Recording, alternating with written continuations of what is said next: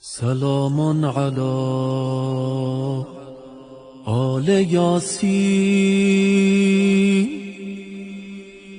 السلام علیک یا داعی الله و ربانی آیات.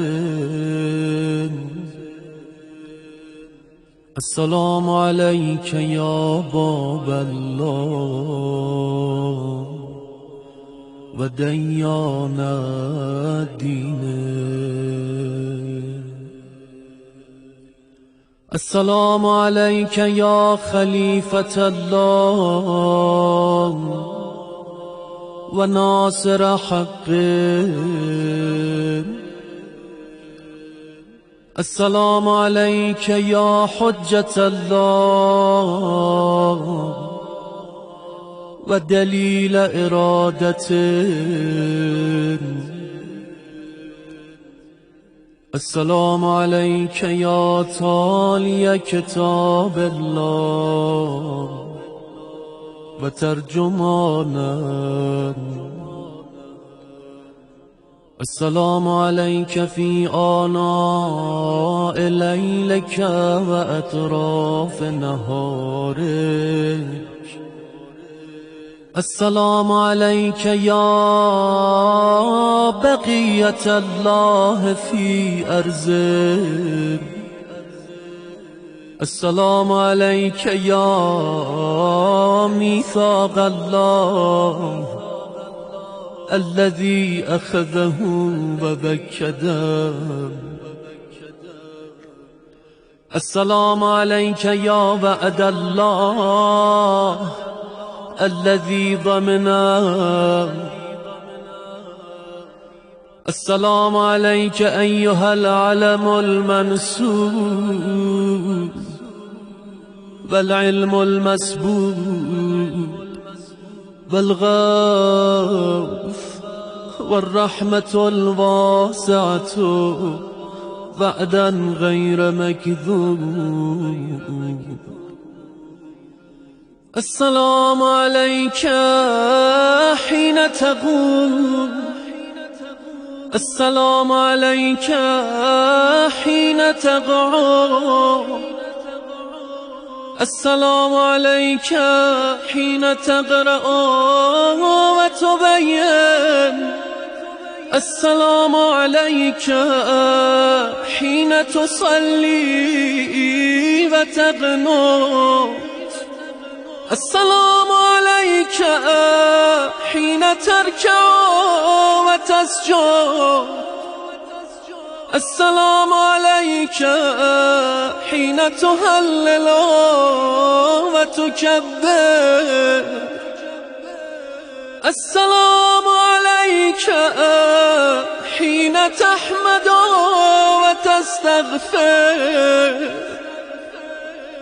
السلام عليك حين تصبح وتمسي. السلام عليك في الليل إذا يغشى والنهار إذا تجلى. السلام عليك أيها الإمام المأمون.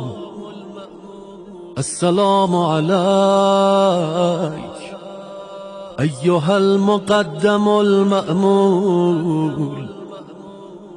السلام عليك بجوامع السلام أشهدك يا مولاي أني أشهد أن لا إله إلا الله وحده لا شريك له وأن محمدا عبده ورسوله لا حبيب إلا هو وأهله. وأشهدك يا مولاي أن عليا أمير المؤمنين حجته والحسن حجته والحسين حجته وعلي بن الحسين حجته ومحمد بن علي حجته وجعفر بن محمد حجته وموسى بن جعفر حجته وعلي بن موسى حجته ومحمد بن علي حجته وعلي بن محمد حجته والحسن بن علي حجته وأشهد أنك حجة الله أنتم الأول والآخر وأن رجعتكم حق لا ريب فيها يوم لا ينفع نفسا إيمانها لم تكن آمنت من قبل أو كسبت في إيمانها خيرا وأن الموت حق وأن ناكرا ونكيرا حق وأشهد